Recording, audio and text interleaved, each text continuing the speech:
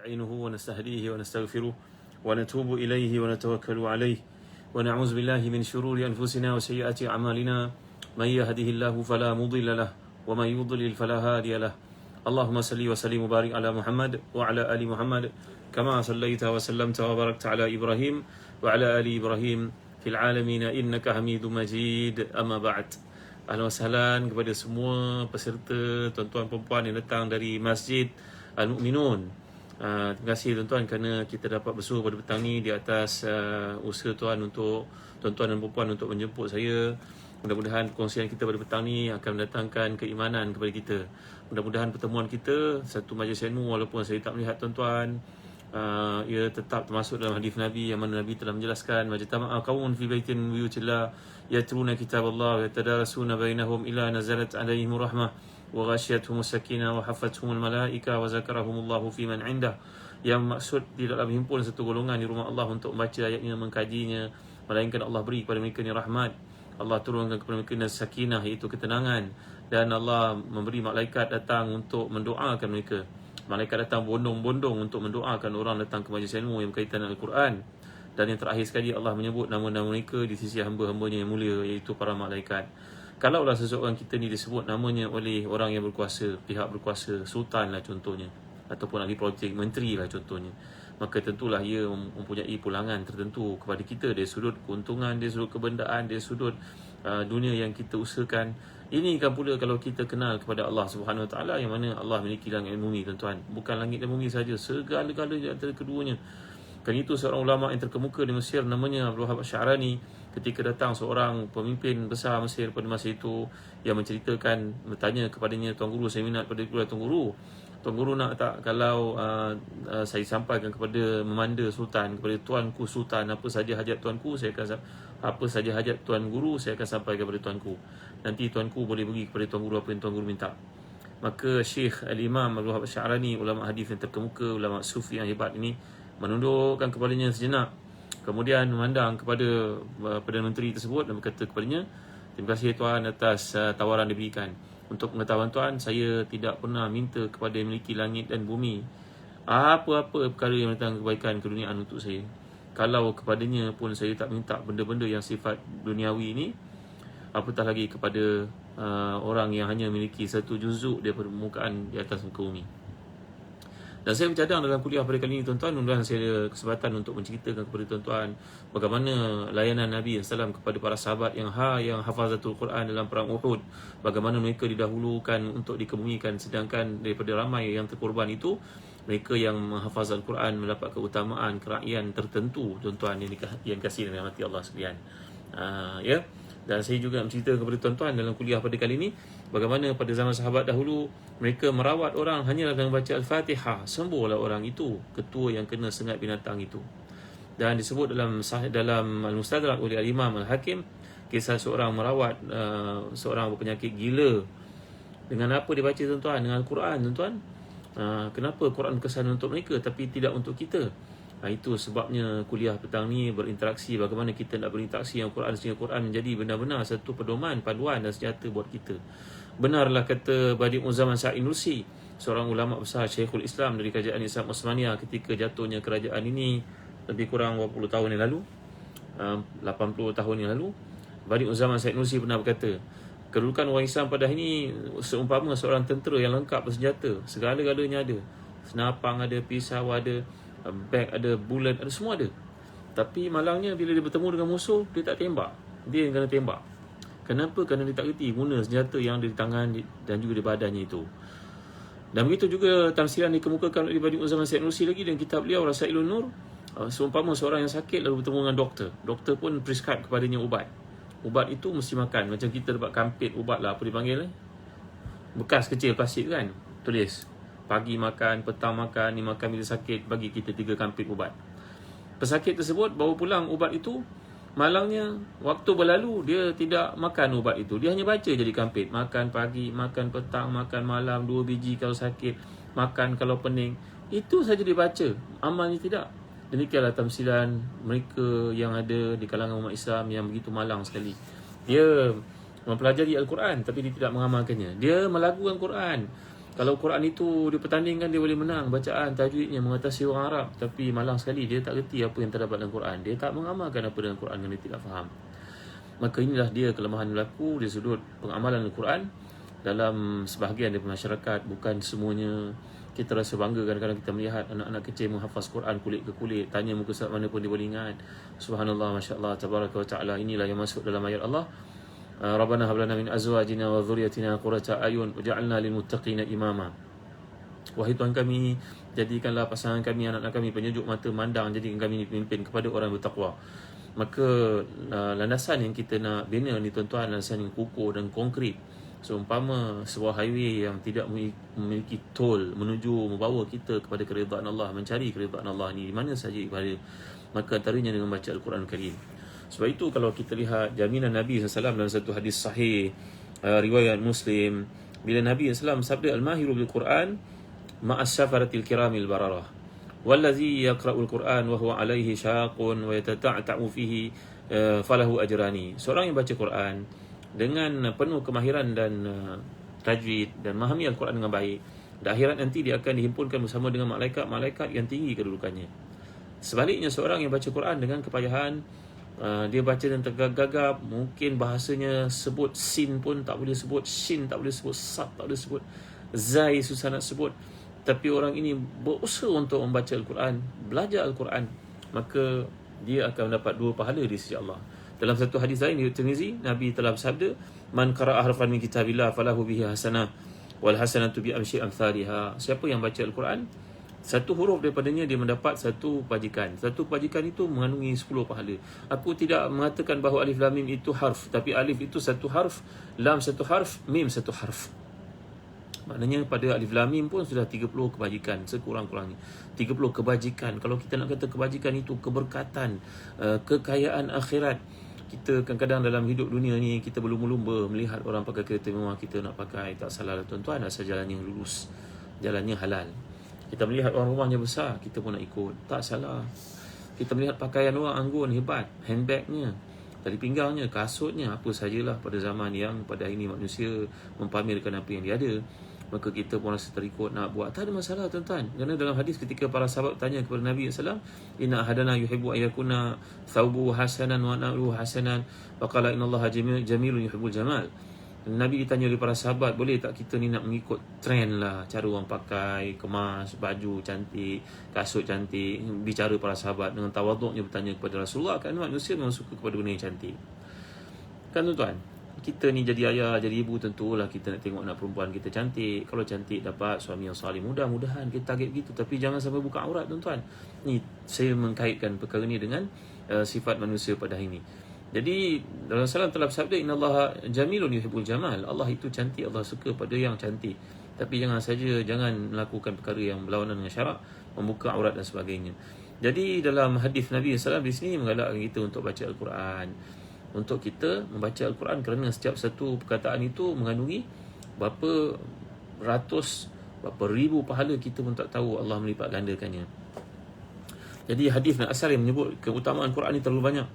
Antara dalil yang memerintahkan kita untuk membacanya pun terlalu banyak. Namun kita terlalu sibuk dengan berbagai-bagai perkara hingga tak sempat untuk membaca Al-Quran. Saya merujuk pada kali ini dalam kuliah adalah daripada kitab Tibyan fi Adab Hamalatil Quran oleh Imam Nawawi. Tuan-tuan ya, ini karya unggul, karya hebat yang berusia lebih 700 tahun, karya Al-Imam Nawawi rahimahullah, seorang ulama besar dalam mazhab Syafi'i. Jadi beliau memulakan dalam penceritaannya tentang keistimewaan Quran ini, untuk bila kita tahu kelebihan ini, kita akan cari kelebihan itu kan. Kalau seseorang berkata kepada kita, cantiklah baju ustaz pakai, contoh. Sekejap lagi tengok Bilal pakai benda yang sama juga, kainnya sama. Nanti kita tengok ustaz ni pakai benda yang sama juga. Sekejap lagi jumpa kawan kita pakai benda yang cantik juga. Kita tanya, dia pun kata baju ni harganya sekian saja, RM70 je. Oh ya, cantiklah kain kat mana ni. Bila semua orang menceritakan tentang pakaian tersebut, kita akan berusaha untuk mencari. Kerana kita rasa selesa, cantik, orang-orang baik-baik yang memakainya. Contohnya tuan-tuan, orang masjid, ustaz dan sebagainya. Lalu kita pun pergi mencari tempat ini maksudnya tu, di mana-mana kedai lah, tak kisah ni contoh saya bawa. Maka dengan sebab kita menerangkan kelebihan Quran ini, mudah-mudahan tumbuh dalam diri kita perasaan cinta pada Quran lantaran menyedari kelebihan keutamaannya tadi. Diriwayatkan daripada Ibnu Abbas radhiyallahu anhuma, beliau berkata, "Kana al-Quran ashaban majlis Umar wa musyawaratihi kuhulan kanu aw syubbanan." Pada zaman Umar Khattab radhiyallahu anhu, khalifah yang hebat itu, beliau memilih majlis tertinggi untuk menjadi penasihat kepada khalifah yang merupakan kepimpinan tertinggi negara. Sayyidina Umar mesti ambil daripada kalangan yang memahami Al-Quran, yang menghafaz Quran, yang ahli Quran. Sama ada dia budak ataupun orang tua, itu perkara kedua. Yang penting dia faham Quran, dia ahli Quran, dia hafaz Quran. Maka orang ni lah yang menjadi komiti members untuk Sayyidina Umar Khattab radhiyallahu anhu runding. Jadi ketahuilah bahawa pendapat yang sahih lagi terpilih serta dipegang oleh para ulama menjadi rujukan manusia membaca Al-Quran lebih baik bertasbih, membaca Al-Quran lebih baik bertahlil, membaca Al-Quran lebih baik daripada salawat, membaca Al-Quran lebih baik daripada segala zikir yang ada. Demikianlah yang disepakati oleh semua para ulama Islam. Ini kata Imam Nawawi rahimahullah dalam kitab beliau tajuk At-Tibyan. Alhamdulillah kami telah terjemahkan dalam bahasa Melayu. Jadi tuan-tuan, kemudian bagaimana memuliakan ahli Quran dan larangan menyakiti mereka. Allah Taala berfirman, "A'udzubillahi minasyaitonirrajim. Wa may yu'azzim sya'airallahi fa innaha min taqwal qulub. Wa may yu'azzim hurmatillahi fa huwa khairul lahu 'inda rabbih." Siapa yang menghormati syiar-syiar Allah, maka dialah orang bertakwa. Sungguhnya buatan itu satu kesan daripada sifat ketakwaan orang yang beriman. Dan Allah berfirman lagi, "Wakhfid janahaka lil mu'minin." Tunduk, rendahkanlah dirimu, tawaduklah kepada orang-orang yang beriman. Dalam bab ini, para ulama mengatakan maksud kepada ayat yang dibincangkan itu tak lain tak bukan merujuk kepada ahli Quran. Kewajipan setiap kita untuk menghormati orang yang memiliki ilmu Al-Quran. Jangan waktu nak sembahyang je sudi ke depan. Dalam segala perkara hormatlah kepada ahli Quran. Dengar daripada pandangan mereka, rujuklah kepada mereka. Kalau kita ni memiliki syarikat yang besar, panggillah seorang ustaz untuk menjadi penasihat syarak kepada kita. Mungkin komiti member dalam syariah board kita, tanyalah dia. Alangkah ramainya mereka ni, mereka lepasan daripada universiti luar negara, dalam negara, orang yang memahami muamalat sebagai contohnya. Kita kena rujuk tuan-tuan. Alangkah indahnya kalau orang yang memiliki muamalatnya pula memahami tasawuf, memahami hadis, memahami tafsir. Orang seperti ini kita kena dekati. Orang ini yang dimaksudkan oleh Allah Subhanahu Wa Taala, orang yang menghormati, memuliakan tempat ini, mereka akan dapat keberkatan demi keberkatan. Saya cerita sikit tuan-tuan untuk tuan-tuan ya. Dahulu kerajaan Brunei panggil seorang ulama datang ke negara mereka. Brunei sebenarnya mereka menjadi negara yang kaya dengan minyak. Orang-orang Brunei adalah orang baik. Raja mereka merupakan raja yang baik, yang saleh yang kita nampak. Tuan-tuan, kabarnya satu perkara yang menyebabkan Brunei ini naik kerana mereka panggil seorang ulama daripada keturunan Rasulullah SAW untuk memberi pandangan bagaimana nak membangunkan negara ini. Dan orang alim yang hebat ini, dia ketika dijemput, diberi tawarkan kedudukan yang tinggi, pulangan keuangan yang hebat, tapi semua ditolak dengan baik. Kerana ulama-ulama akhirat ini tak pandang dunia tuan-tuan. Memanglah semua orang penting, perlu pada dunia. Kita nak kena ada rumah, ada kereta, tapi berpada-padalah. Kerana dunia ni merupakan, tuan-tuan, kata setengah daripada ahli sufi, merupakan bangkai. Maka hendaklah dijaga betul-betul. Ia bukannya tujuan, ia merupakan satu keperluan. Keperluan untuk kita pakai. Alhamdulillah dapat pakai, dapat naik, Alhamdulillah dapat tinggal. Maka ulama yang saleh, yang hebat ni datang menasihati Sultan Kesultanan Brunei, raja di Brunei, keturunannya, keluarganya, lalu menasihatkan supaya kerajaan Brunei melaksanakan hukum hudud. Ini peristiwa berlaku puluhan tahun dulu tuan-tuan. Dan sebagai pulangannya 1 sen pun dia tidak ambil. Tak cukup. Cukup tuanku, saya dah ada segala-galanya, saya tak perlu kata ulama ini. Jadi tuan hati dan dikasihan, akhirnya Sultan Brunei pun lihat, inilah orang lelaki daripada lelaki-lelaki akhirat datang untuk menasihati. Dan Brunei pun buat apa yang disuruh. Masya Allah, keberkatan datang ke Brunei mencurah-curah dengan telaga minyaknya, dengan gasnya, dengan kekayaannya, dengan hasil buminya. Walaupun negara itu kecil, tapi punya peran besar, memiliki ekonomi yang kuat, tuan-tuan dimiliki Allah sekalian. Hasil daripada keberkatan nasihat daripada orang hebat, orang yang alim ini. Tuan-tuan boleh cari sendirilah kisah ni. Kemudian begitu juga berlaku di Qatar. Di Qatar, maka mereka menerima nasihat daripada Syekhuna Dr. Yusuf Qardawi yang hadir ke situ untuk memberikan nasihat bagaimana Qatar boleh berperanan. Gaji seorang guru di Qatar pun keluar dari universiti, gajinya macam kita 100,000 tuan-tuan. Gajinya sebulan 100,000. Keluar universiti, tak ada wang nak kahwin, raja bagi berapa? 500,000 bagi kahwin. Keberkatan datang mencurah-curah kepada Qatar. Qatar juga kerana mereka menghormati ulama. Mengambil Syekhuna Dr. Yusuf Qaradawi sebagai penasihat syariah, penasihat kerajaan, penasihat muamalat dan segala-galanya di Qatar, maka keberkatan turun mencurah-curah, tak berhenti-henti. Inilah yang Allah Taala maksudkan. Kalau kita lihat dalam ayat daripada awal surah yang dalam kitab ini yang Imam Nawawi bawakan, ayat pada surah Hajj, wa may yu'azzim sya'airallahi fa innaha min taqwal qulub. Sesiapa yang mengagungkan tanda-tanda kuasaan Allah. Tanda kuasaan Allah ni antaranya orang alim, orang yang berilmu, orang yang datang untuk menasihati, yang memahami Al-Quran, maka ia menandakan hati yang bersih. Bila hati itu bersih, di tempat tumpah rahmat Allah, datangnya keberkatan, kebaikan yang banyak. Begitu juga kalau kita baca kisah Nabi kita sallallahu alaihi wasallam, sedari kecil kedatangan baginda dari kabilah Bani Sa'ad, Halimatus Sa'diyah itu menjemput berbagai bentuk kebaikan, keberkatan turun, mereka tak berhenti-henti. Walaupun Rasulullah SAW pada masa itu belum lagi dilantik menjadi Nabi.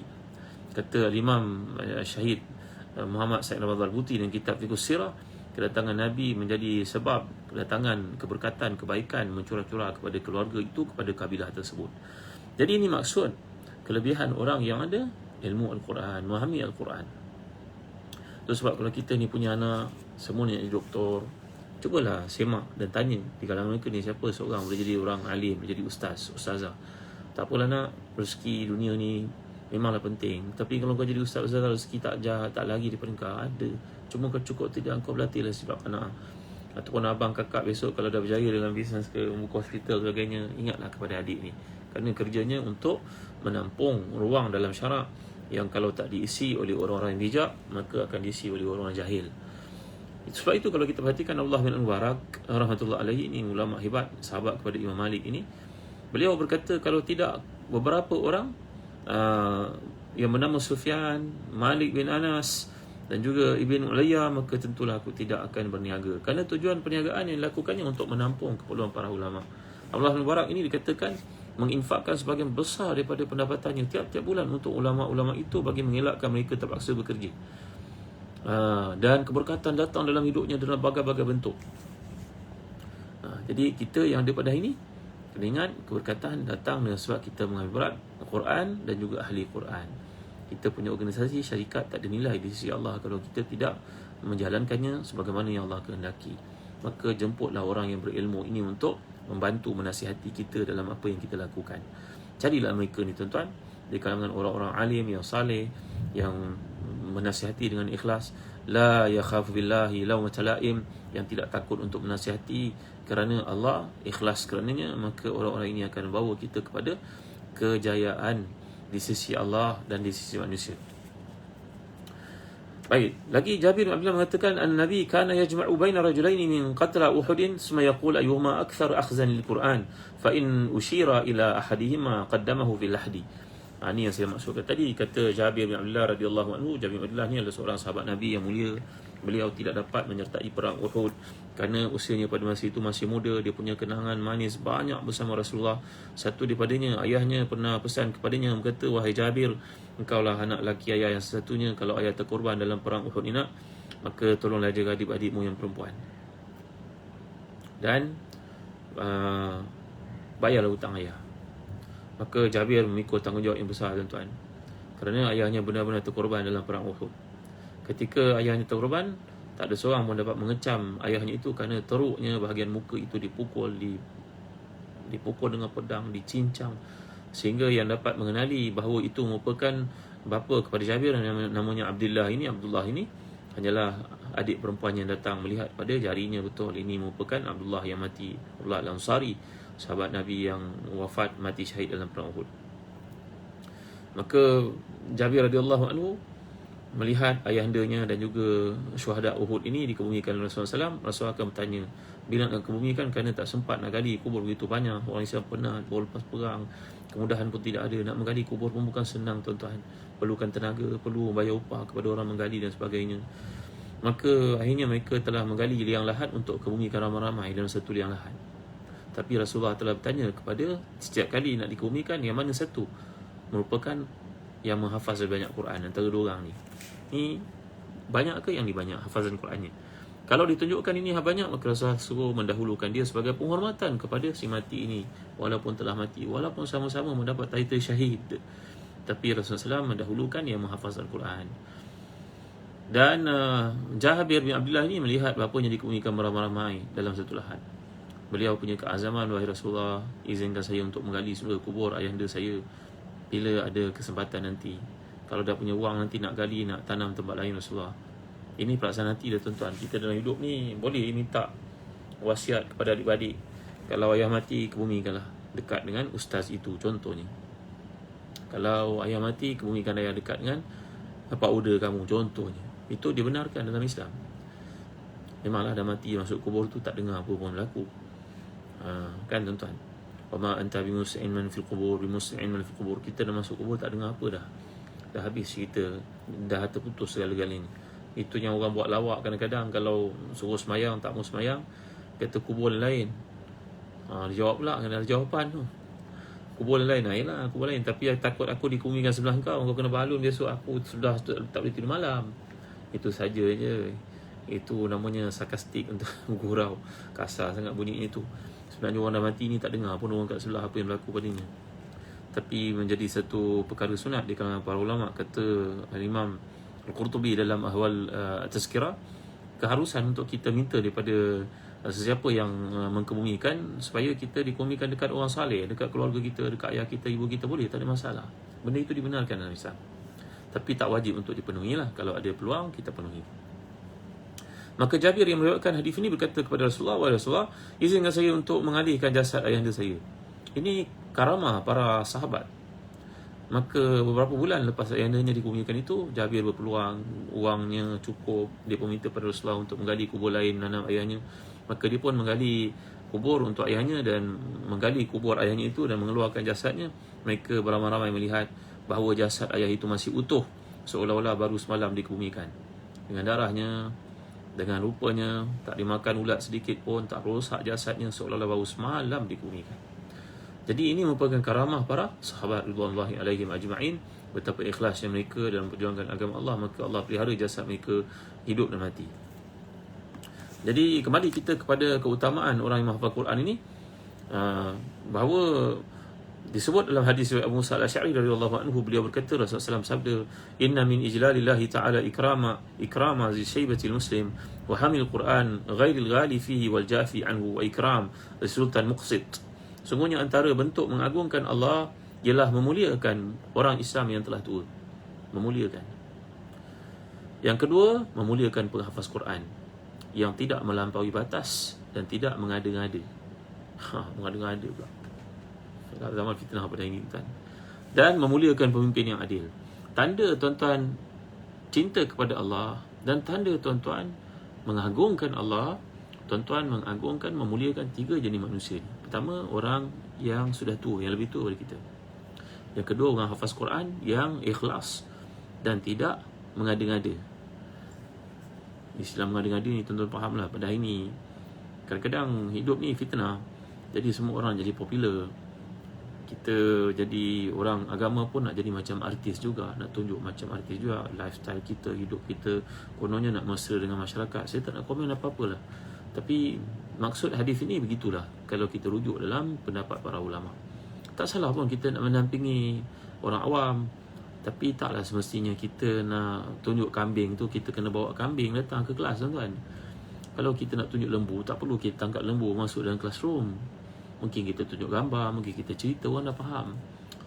Yang kita bimbang yang berlaku begitu, kerana ada sebahagian, ada segelintir yang cuba untuk menghayati kehidupan para orang lain, orang fasik. Maka dia pun nak jadi macam orang fasik juga. Jadi ni yang dimaksudkan dalam hadis. Ulama, orang yang menghafal Quran yang betul-betul ikhlas, dan nampak dari sudut pelakuannya memang dia ikhlas, dia tak ada melampau-lampau. Dan yang ketiga, menghormati para pemimpin yang adil, para pemimpin yang jujur, pemimpin yang pada hari ini kalau kita lihat ketiga-tiga perkara ni boleh kita lakukan sebenarnya. Kita pergi ke hospital, tengok ada perempuan tua ni menolak suaminya, dua-dua tua, dua-dua uzur. Dan kemudian kita pun fahamlah kat hospital ni kadang-kadang wheelchair yang ada, yang diwakafkan itu banyak sangat gunaannya, banyak tangannya pegang dia rosak. Maka nenek tua ni menolak suaminya, menggigit, tergemang geletar dia, macam nak jatuh je ni. Apa salahnya kalau kita tolong, tuan-tuan? Tolong untuk tolak. Ini saya cerita benda yang betul, aduan daripada orang. Makcik pergi ke hospital nak, ke hospital tu orang Cina yang tolong makcik. Allah, ya ke? Daripada berpuluh-puluh Melayu jumpa tak ada seorang pun yang tolong. Bila nak naik lift tu nak, makcik tunggu lift tu, rupa lift tu rosak. Makcik mana lah faham lift rosak ke tidak, umur dalam dekat 80 tahun macam tu. Ada lift bahagian belakang untuk kaki tangan. Bila makcik tengok orang pergi balik kat belakang, ada apa? Makcik pergi tengok, oh tak boleh makcik tak boleh naik. Makcik kena pergi lapor diri kat depan, tu jauh tu. Apalah salah kau orang muda, kau pergi, tak rugi pun kau. Kau ingat tau, semua orang tua yang kau muliakan di dunia, Allah pasti akan jadikan kau sebelum kau mati besok, Allah akan utuskan orang menghormati dan menjaga kau. Walaupun bukan di kalangan anakmu sendiri. Kalau di kalangan anakmu hebatlah. Tapi kadang anak-anak kita pun sibuk. Kita duduk, kita dalam rumah dengan suami. Pada waktu itu anak pun tak sempat nak balik kampung. Kalau kita buat baik pada orang, antara perkara kebaikan yang Allah balas di dunia lagi sebelum akhirat adalah kebaikan yang kau lakukan kepada orang tua. Ingat baik tau. Makcik ni cerita lagi, pergi jalan terhegi-hegi, jalan jauh nak buat laporan dekat security depan tu, dekat 200 meter. Makcik 200 meter tu rasa macam kita 200 kilometer tuan-tuan nak jalan. Jumpa, oh boleh makcik. India yang jadi security, boleh makcik. India tu pula tolong-tolakkan pakcik ni naik ke lift. Dia Melayu ramai-ramai orang Islam keliling ni, tengok je terpaku ni, macam buat tak tahu, buat dono je. Dan naik lift, nak beratur mungkin cukup makcik. Saya dah sampai dia, saya ada kerja lah. India ni kata begitu, saya terus kerja. Naik ke atas, tiba kat tempat nak beratur, makcik menggigil nak tolak suaminya. Sampai ke tempat, yang orang Islam 2-3 orang ni bukan tolong, dia tolong potong pula ke depan. Gigi makcik ni, dia tolong potong ke depan untuk ambil nombor. Apalah ni tuan-tuan, Allahu Akbar. Orang tak beriman je buat macam ni tuan-tuan. Jadi banyak lagi contoh yang ni cerita yang betul-betul berlaku. Seorang ibu menceritakan kepada saya hal ini. Jadi kita kena ingat pada hadis ni, walaupun fokus kita kepada Quran sekarang, tapi hadis ini menyentuh tanda mengagungkan Allah berlaku dalam 3 bentuk manusia yang Allah jadikan kat dunia untuk kita hargai, kita jaga, kita muliakan.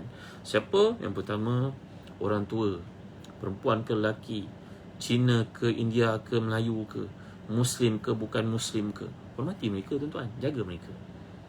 Kalau kita tak boleh nak buat lebih pun, tolonglah jangan sakiti mereka tuan-tuan.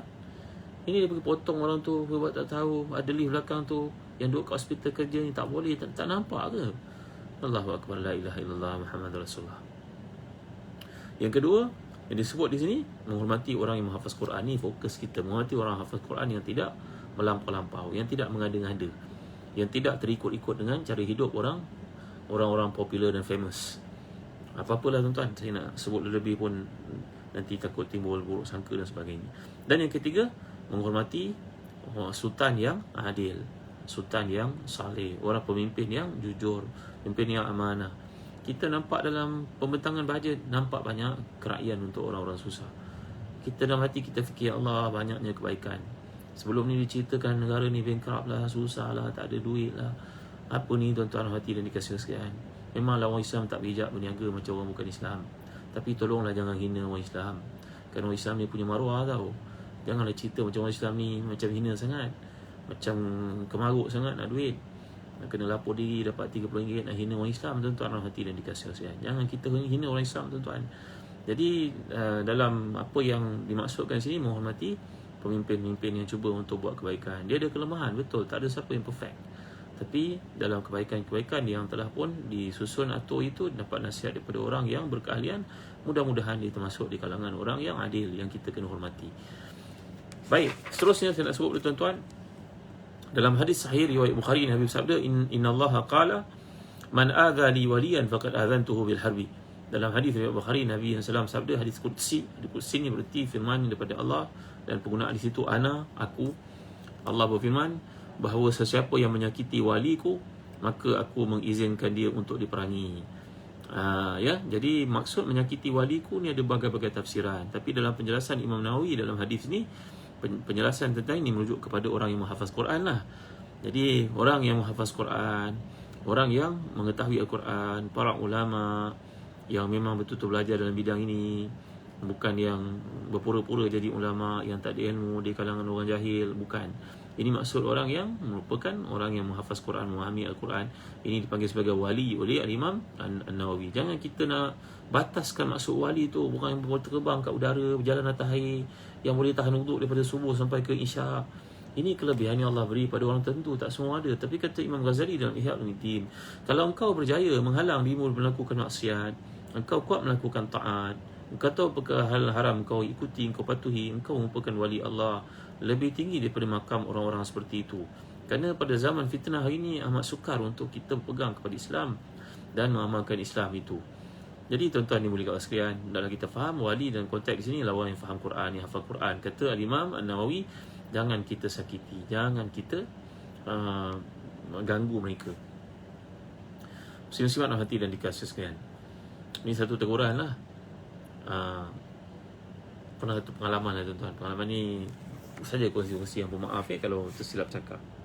Satu hari ada seorang ustaz, dia nak pergi ceramah di satu tempat.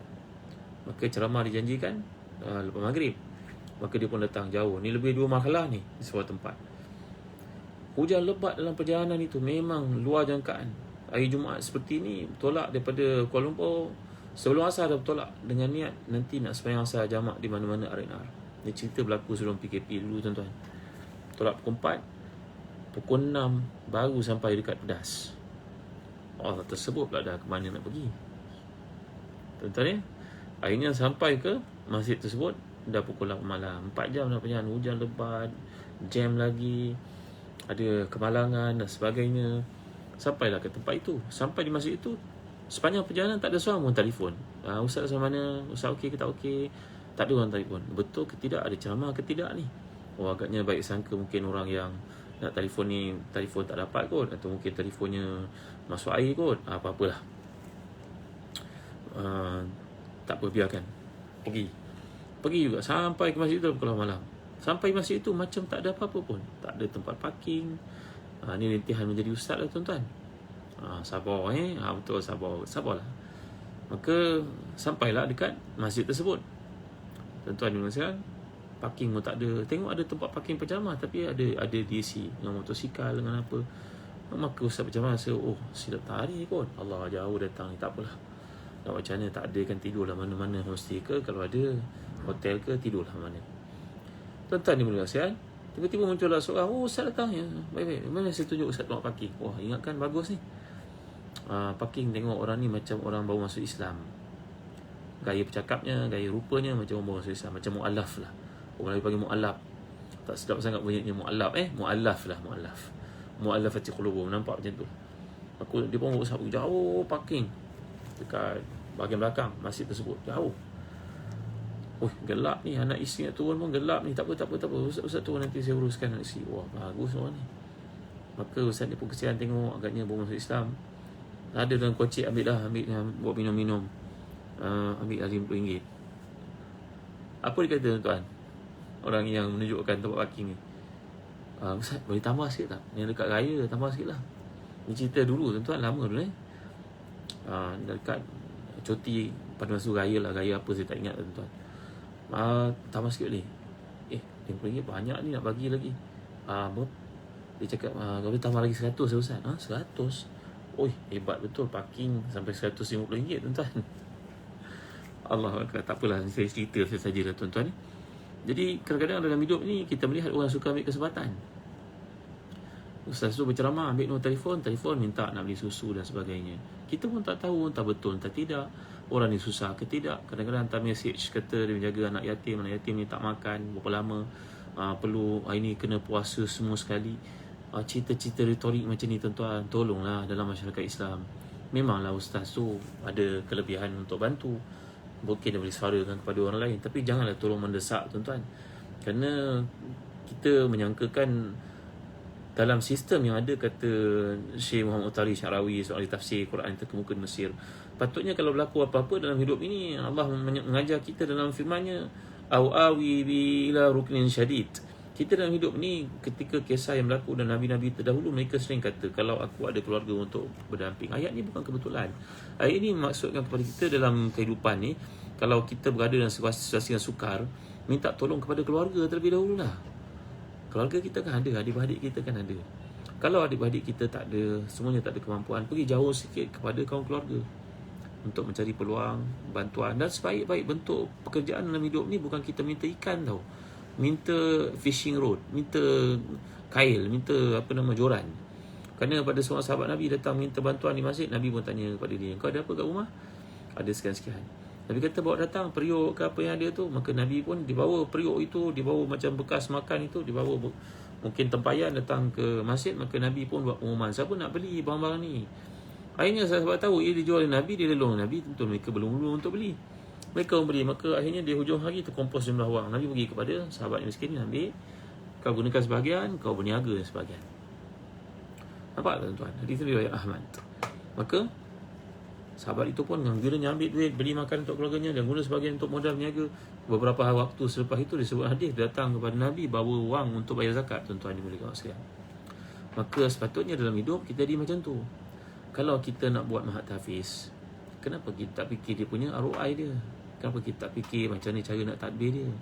Kenapa perlu setiap kali kita kena datang minta derma dan sebagainya? Tuan-tuan nanti dan dikasih sekalian.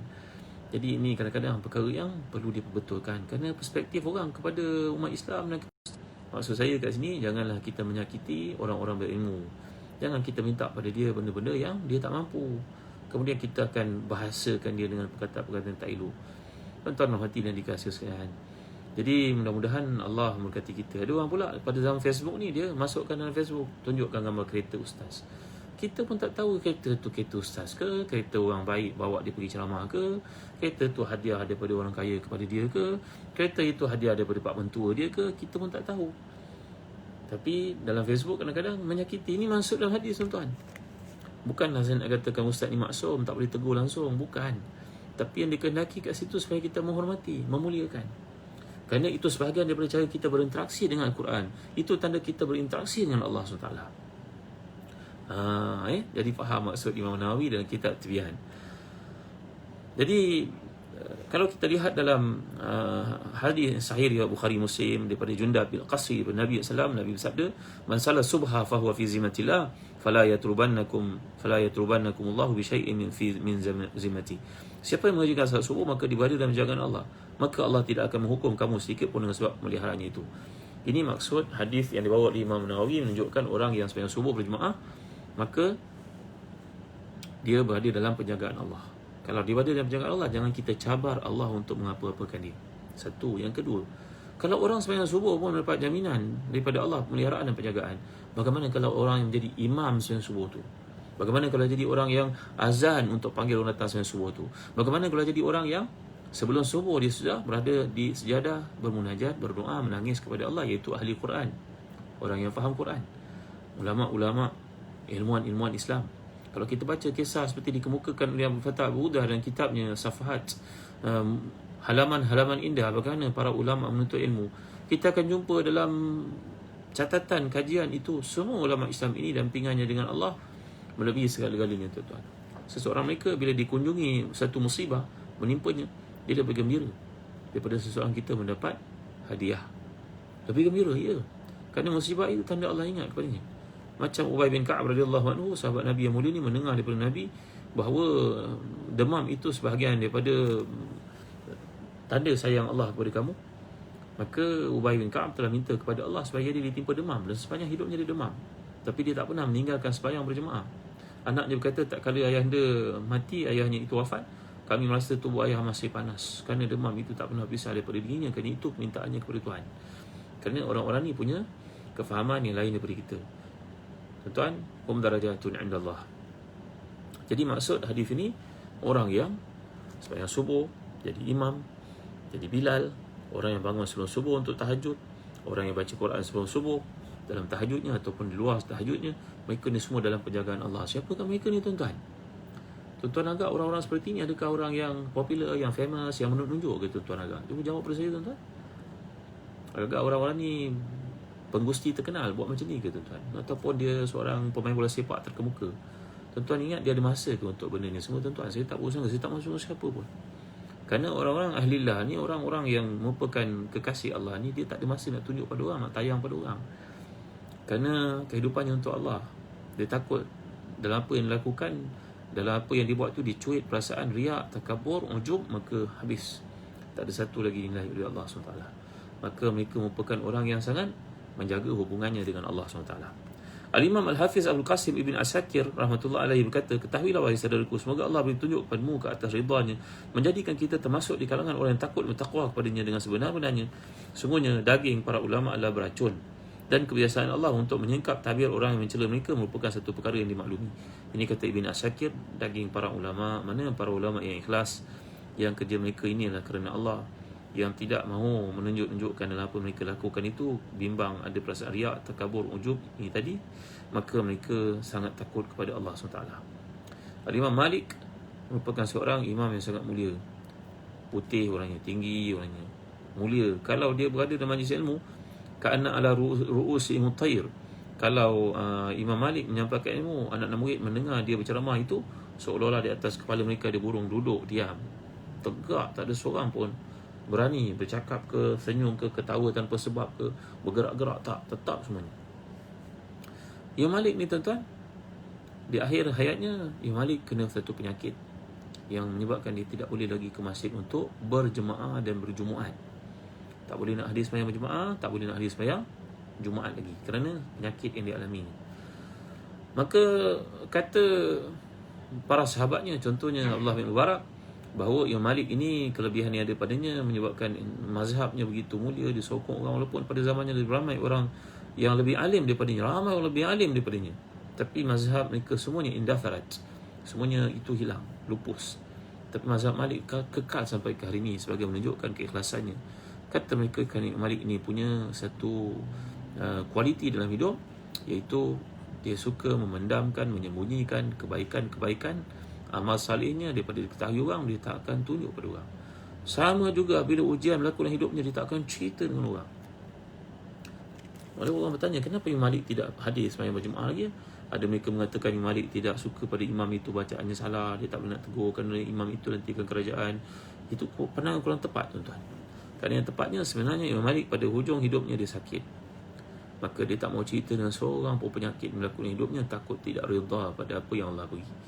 Mereka bersungguh-sungguh untuk menyembunyikan kebaikan dan juga kekurangan, takut nanti itu tanda tak bersyukur pada Allah atas nikmat sihat yang lama dialami.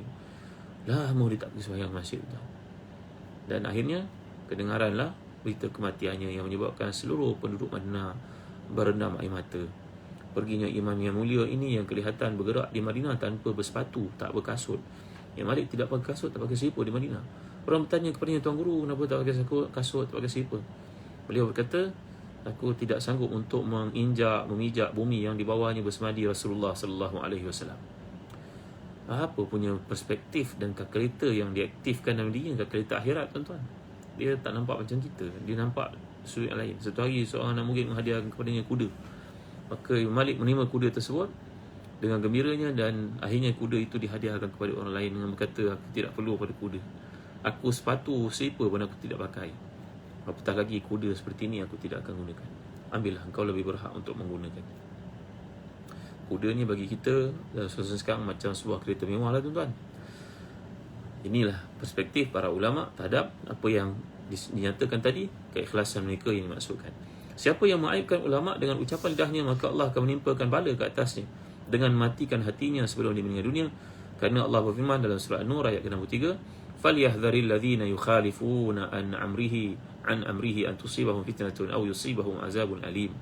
Oleh itu hendaklah mereka yang mengingkari perintahnya beringat, berjaga-jaga, jangan mereka ditimpa bala bencana atau ditimpa azab seksa yang tidak terperi sedihnya, yang tak terperi sakitnya. Jadi jangan kita mencabar Allah SWT, jangan kita menyakiti orang-orang berilmu, orang-orang saleh, imam-imam kita.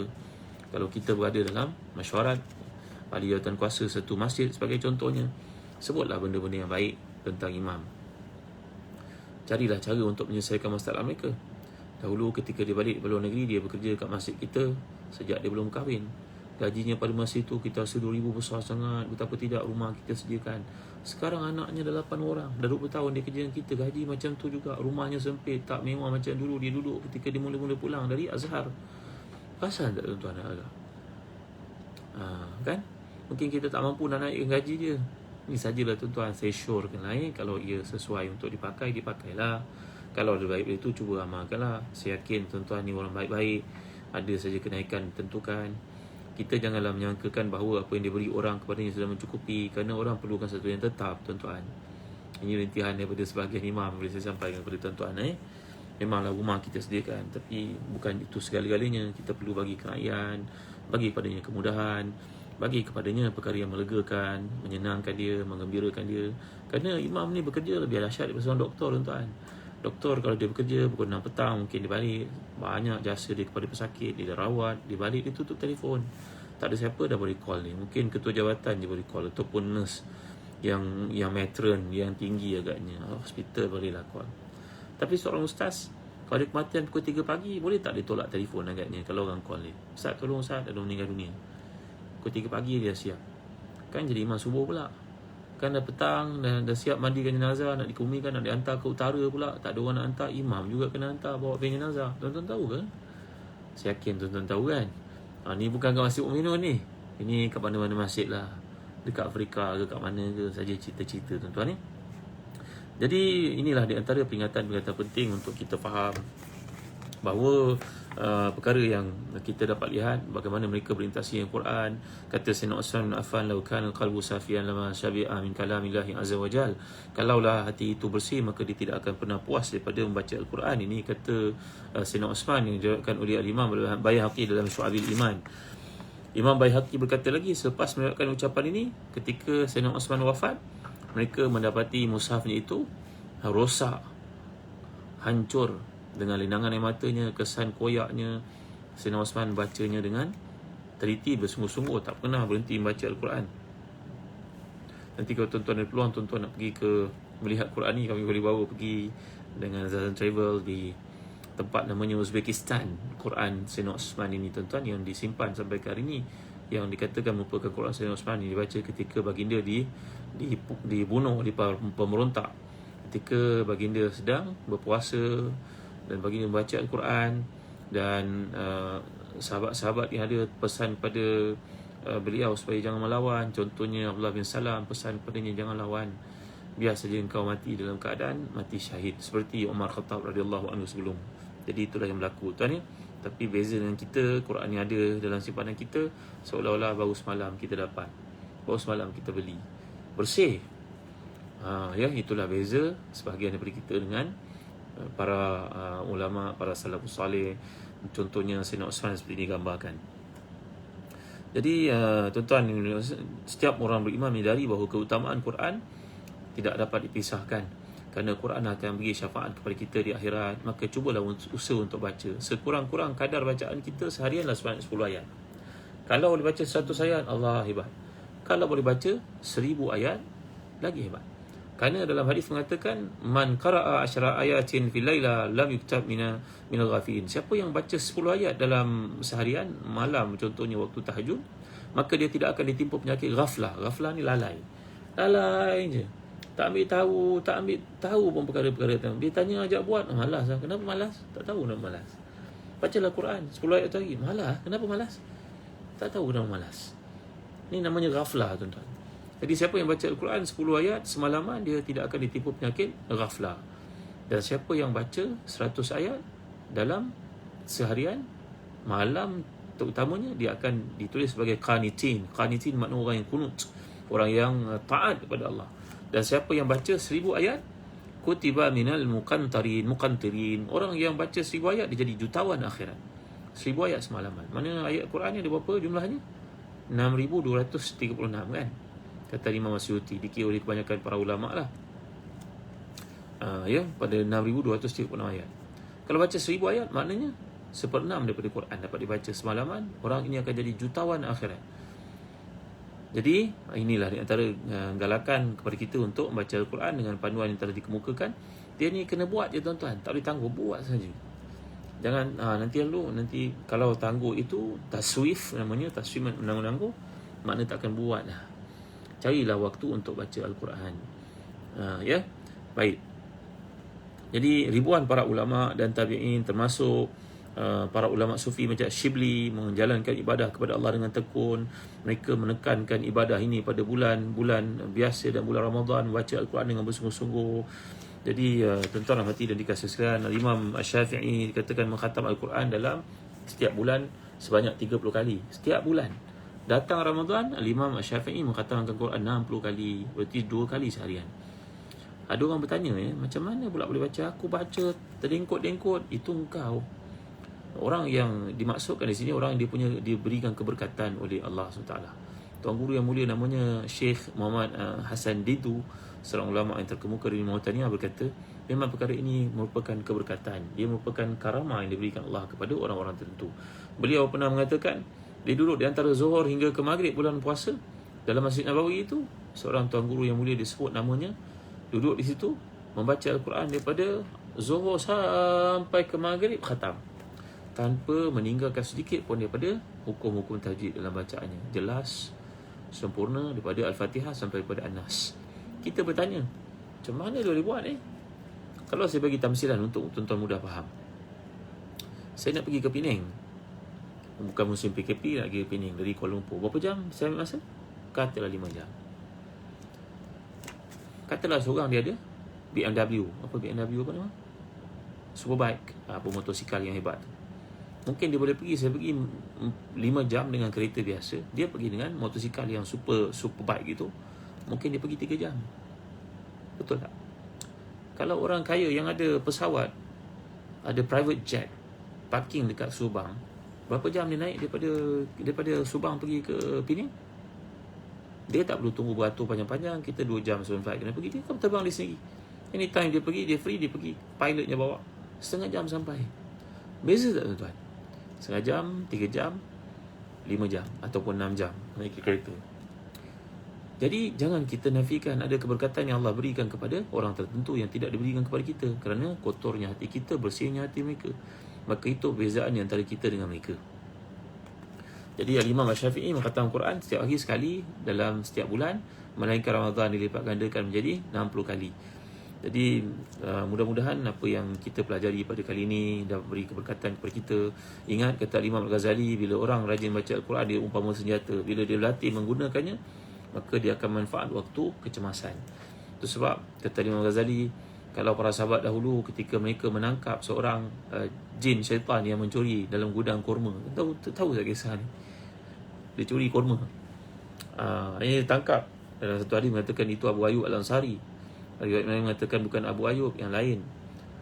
Tapi yang pentingnya bila dia tangkap orang itu, kali pertama, kali kedua, masih lagi orang tu minta excuse, kata kat rumahnya ada anak-anak, kelaparan. Maka tangkap kali ketiga, aku akan bawa engkau pada Rasulullah. Kata, tolong yang bawa, aku ajar engkau satu cara yang dengannya kamu selamat daripada gangguan syaitan jin. Maka dia pun mengajarkan kepada sahabat ini yang baca Ayatul Kursi. Dan bila sahabat ni jumpa Rasulullah, Rasulullah terus tanya. Rasulullah dah tahu perkara itu. Saddaqaka wa huwa kazub. Dia mengajar kepada kamu benda benar, tapi sebenarnya dia seorang pendusta. Itulah iblis syaitan yang datang mencuri kurma. Dalam setengah riwayat kata Imam Suyuti membawakan kelebihan Ayatul Kursi itu, berkata ketika sahabat menangkap orang yang mencuri itu, terasa tangannya macam tangan anjing, macam tangan kucing, tangan berbulu seperti itu. Maknanya dia memang syaitan, jin. Jadi kenapa Quran berperanan untuk mereka tapi tak untuk kita? Macam Sa'ad bin Abi Waqqas ketika menyeberang sungai yang deras itu, membacakan ayat Zalika taqdirul azizil alim daripada surah Yasin yang kita baca selalu, mampu menukarkan air itu menjadi sifatnya pepejal.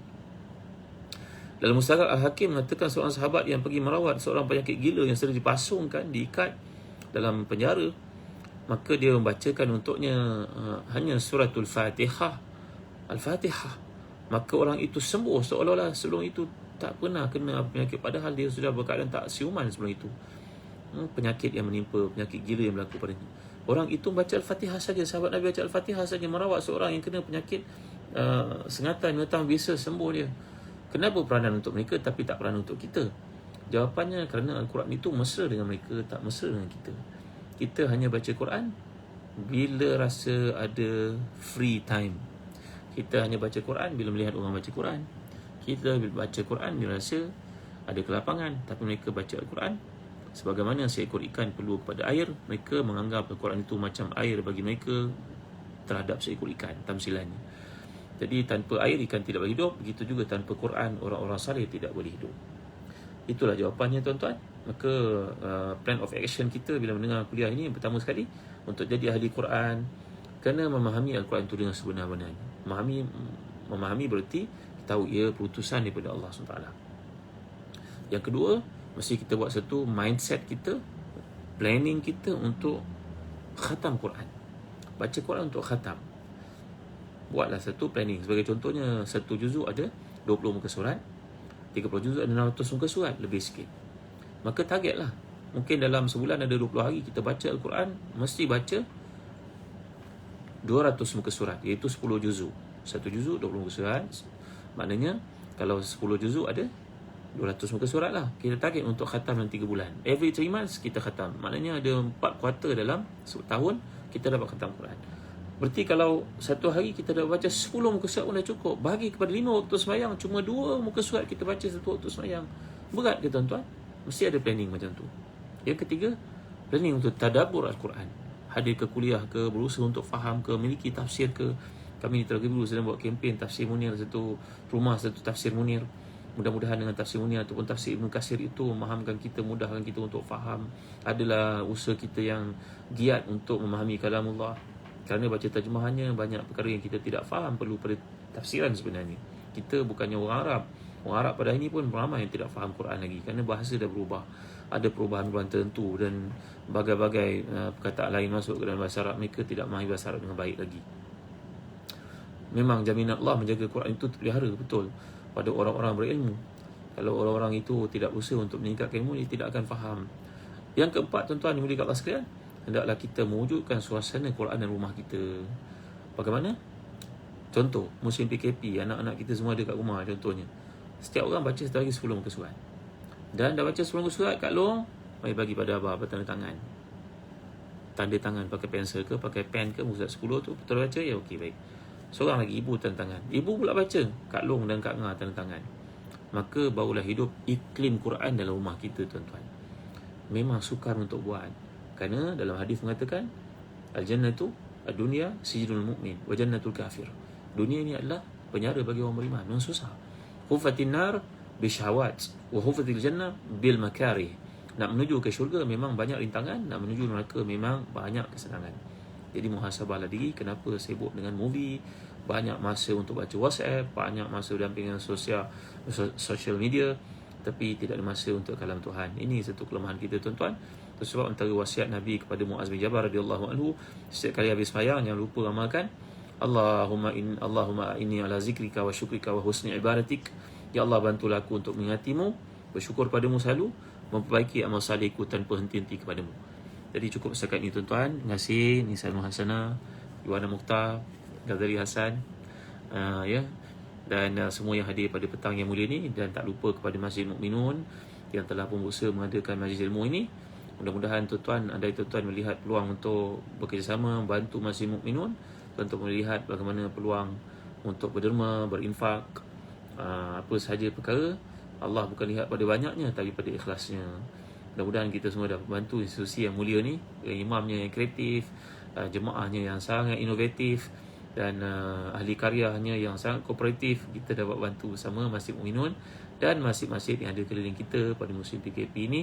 Walaupun kita tidak hadir, tapi derma kita, doa kita sampai kepada mereka. Sekian setakat ini saja dulu. Terima kasih Fatina Ami, Nolia Yusof, semua yang hadir pada petang ni. Jumpa lagi, tuan-tuan, pada waktu yang lain. InsyaAllah pengumuman-pengumuman yang tentu, tuan-tuan kalau ada peluang, tuan-tuan boleh mengikuti kuliah tafsir saya yang saya adakan setiap malam jam 9 di Facebook Ustaz Zahazan Muhammad. Dan kami sekarang berada di surah An-Nisa, ya, ayat yang ke-60 lebih, 63. Mudah-mudahan ada peluang nanti kita akan sama, saya maklumkan masa ke semasa. Sekian, terima kasih. Wassallallahu ala sayyidina Muhammad wa ala alihi wa sahbihi wa sallam. Walhamdulillahirabbil alamin. Walhamdulillahirabbil alamin. Wassalamualaikum warahmatullahi wabarakatuh.